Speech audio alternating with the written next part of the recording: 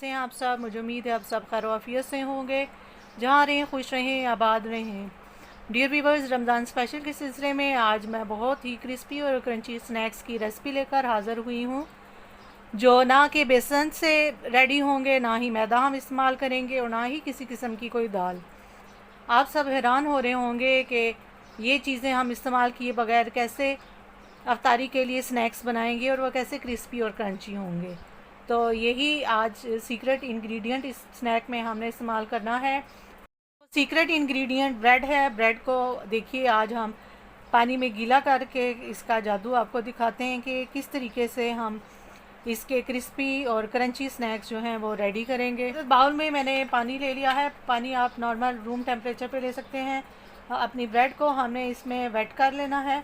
आपने अगर ज़्यादा स्नैक्स बनाने हैं तो आप 2 की बजाय 4 ले सकते हैं। ये देखिए, मैंने 4 ब्रेड के स्लाइसिस लिए हैं। 2 ये पहले मैंने पानी में गीले कर लिए हैं और 2 ये मैंने अभी और किए हैं।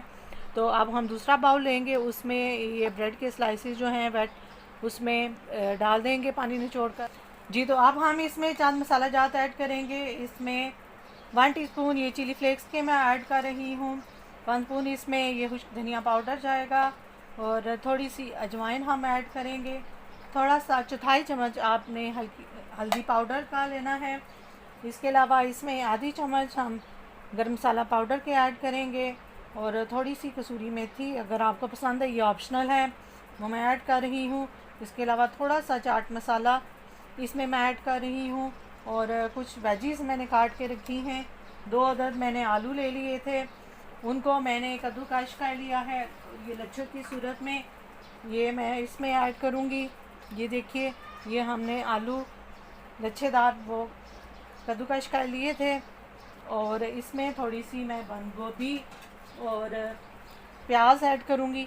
ये रफली मैंने प्याज जो है वो चॉप कर ली थी और थोड़ी सी बंद गोभी इसमें ये मैं ऐड कर रही हूँ। इन तमाम वेजिस के साथ हम ब्रेड को मिक्स कर लेंगे। जी, ये वेजिस डाल के, क्योंकि हमारा बाउल वो छोटा पड़ गया था, इसलिए मैंने चेंज कर लिया है। अब इसको मज़ीद क्रंची बनाने के लिए मैं 2 चम्मच इसमें राइस फ्लोर के ऐड कर रही हूँ। आप चाहें तो कॉर्नफ्लोर भी ऐड कर सकते हैं, लेकिन ये मैं चावल का आटा मेरे पास मौजूद था, वो मैंने डाल दिया। और सबसे एंड में हम नमक ऐड करेंगे हस्बे ज़रूरत। आप नमक मिर्च अपने टेस्ट के मुताबिक कम या ज़्यादा कर सकते हैं। अब हम इन तमाम चीज़ों को अच्छे तरीके से मिक्स कर लेंगे, इनको यकजां कर लेंगे।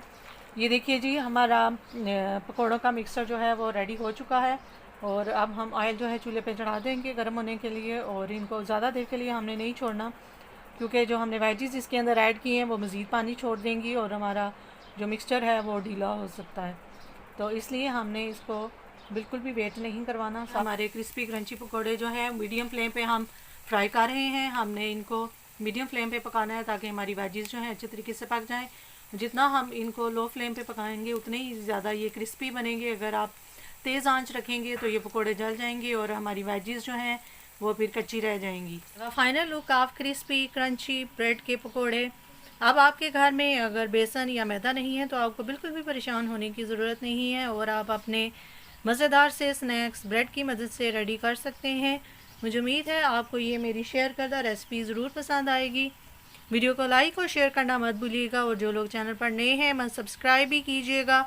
नेक तमन्नाओं के साथ अपनी किसी नेक्स्ट इफ्तार रेसिपी के साथ दोबारा आपकी खिदमत में हाज़िर होंगी। तब तक के लिए अल्लाह हाफ़िज़।